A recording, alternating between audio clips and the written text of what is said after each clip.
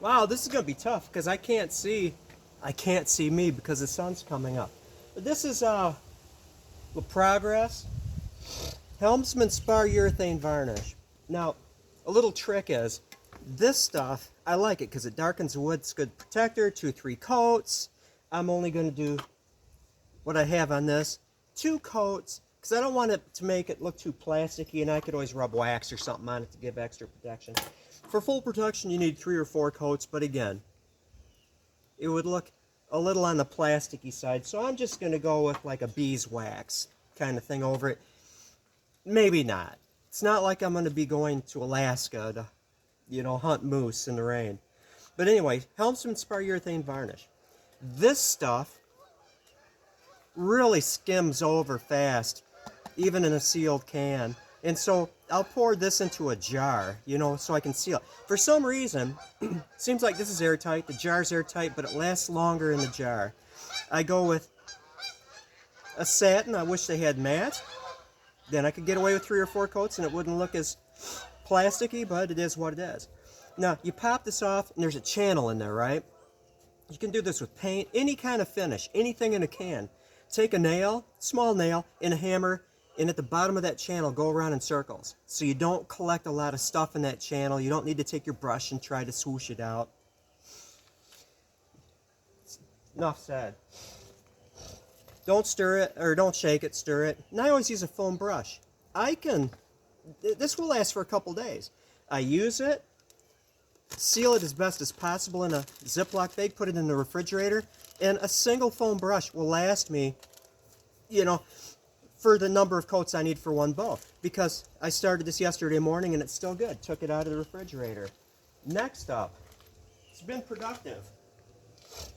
A mummy bow. My talisman has been rawhide covered. I used hide glue. Sized the heck out of it. Soaked the rawhide, actually in a thin mixture of hide glue with coffee in it. Because it's got a little bit of unique coloration.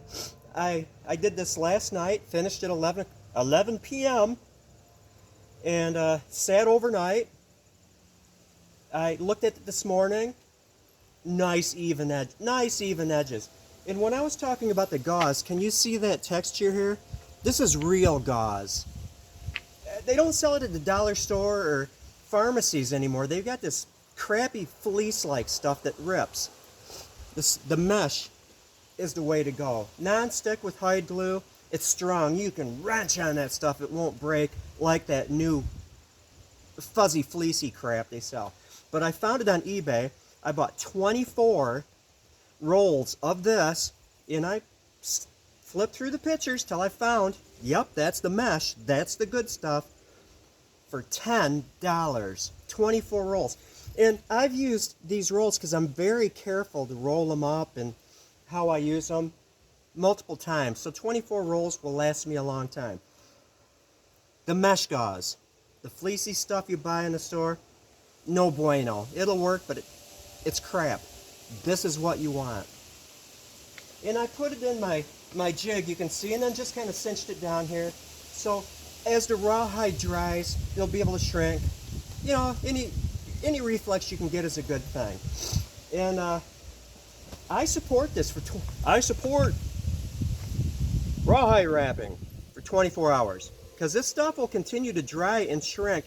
And there's nothing worse than I did it overnight, it's dry, and then you see it creeping in because it shrinks up sideways. And it's like, I gotta believe, as it's creeping in, it's injuring that glue joint. So, I spent enough time on this bow. What's another day of just not thinking about it? Just leave it mummy wrapped.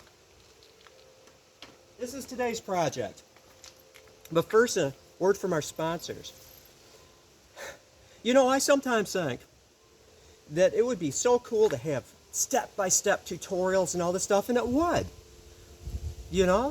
But I just discovered in my feed, and it's mostly shorts, this tremendous survival teacher. I mean, this young kid is awesome. He makes atlatls, and he weaves, and natural cordage, and bows, and fish. It's a wonderful channel. But I wind up spending more time in the comments than I do actually paying attention to him. I have to keep doing it over and over again and force myself to pay attention to his learning because the comment section is so amusing. Here's the difference between he and I. There's multiple differences, but this is basically the big difference. Is he gives step-by-step tutorials that are very entertaining.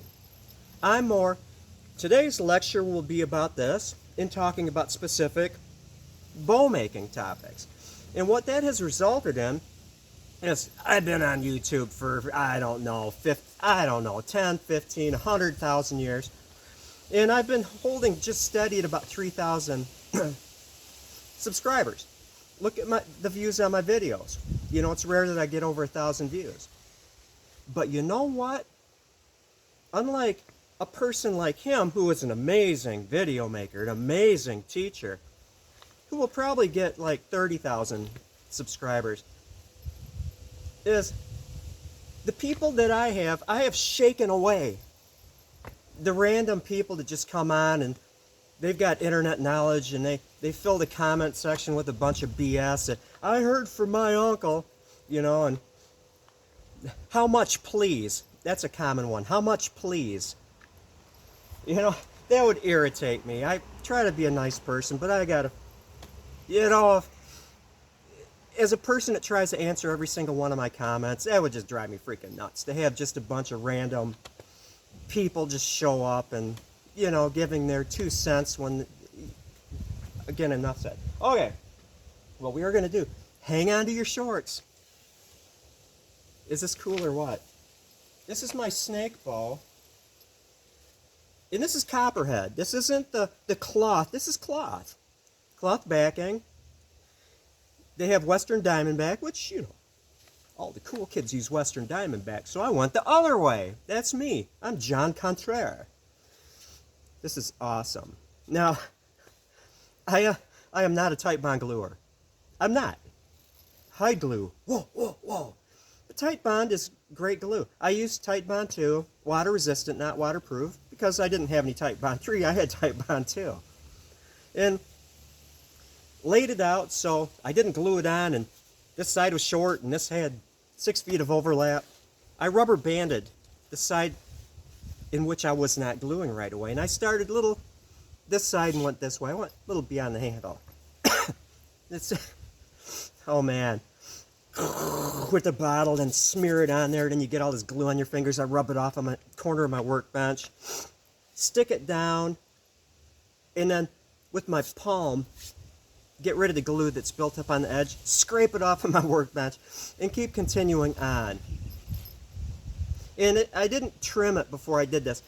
I trimmed the rawhide on my paddle bows and my talismans. I just lay them down, trace it, you know, cut it out, and it is what it is. This I just left it rectangular, kind of pulled the edges down because I had some extra, just kind of pulled it down over the edge. When it dried for a couple hours, trimmed it off with a razor, and then, this is why tight bond kind of freaks me out a little bit, because it just is so messy, right? I just took the bottle along the edge, smeared it on the sides, just all over the place. I mean, I just glopped it on, and then took my palm, wiped it off the edges, you know. And then tight bond, the nice thing is you go like this and you can clean your hands, and then did this because sometimes there's little bubbules that poke through there, smooth it out. Now I'm thinking, oh my gosh, this is not going to work. It's just such a messy, messy job. Whatever. Let it dry thoroughly after I razored it, and I had all these threads hanging down the side that were pretty ugly. Let it dry, and then took my rubbery sanding block. I love using that rubbery eraser for cleaning orbital disc sanders. I love the subtle sanding block with 220, and just cleaned it up. And you know, if you study it really close, you can see kind of the weave there. But at this distance, after I hit it with one coat of this, you know, at this distance, oh, that looks like snakeskin. It looks kind of clothy at first, but then you put a urethane on it. Dang. That's BA. I don't know how much time I've got on this thing so far, but I'm going to show you the complexities. Use the right tool for the right job. This is my tutorial, how to paint with a foam brush. I wish I could tip it, but in that channel are holes. Hey, look at this. It's like, oh, shoot, I need to buy new shoes. Right before your eyes, you're going to see me doing something. And the cool thing is, urethane, Helmsman spar urethane on oak is absolutely beautiful. It's très chic, as they say in France. It really is. And I might go with, I don't want the back to look plasticky, but I don't mind, you know, having 3 or 4 coats on the oak, and get the right light so you can see if there's runs or anything. If there's drips, you can get drips on the tips, you know, just sand them when it dries. This stuff is pretty good. Again, the light, that's the bare wood. That's just, you know, that's why people buy tables of oak, because it's such a beautiful wood. I did not heat harden this. It's a longbow. It's, I think, 70 inches or something like that, or 68. I cut it down to 68. It's a longbow. So I'm not too worried about string follow, and it's of modest weight. I think it's about 45 pounds at whatever distance. You know, so whatever. I'm not too concerned about it. A bow, actually, you know, will shoot a little sweeter with a little bit of string follow. And a bow with a little bit of string follow will still throw an arrow. Now, I could have certainly fire hardened this thing, and what I would suggest, if you are going to fire harden a bow with a riser that you glue on, generally speaking, you can get away with it, because, hang on, you're going to learn something here if you don't know it already. The riser block starts right here, got it? But you don't, oh, I'm gluing my fingers to it. You don't want to have any flex in the bow at that joint or inside the handle, because it'll try to make that riser block pull off. So it's thicker. It starts bending here. The riser block connection is here. It starts bending in here. So I could heat harden it without risking that glue joint. The only problem would be, if it is indeed a problem, that the only issue would be that you've got a color difference. You know, it's like charred and fire hardened until you get to there, and then it's just bare wood. But whatever. Again, whatever. It would still look super cool. And I'm about done with this video. I'm going to set this down, and then I'm going to even the coats on the side of the handle. You won't see it, but that's what I'm going to be doing. I'll set this down here.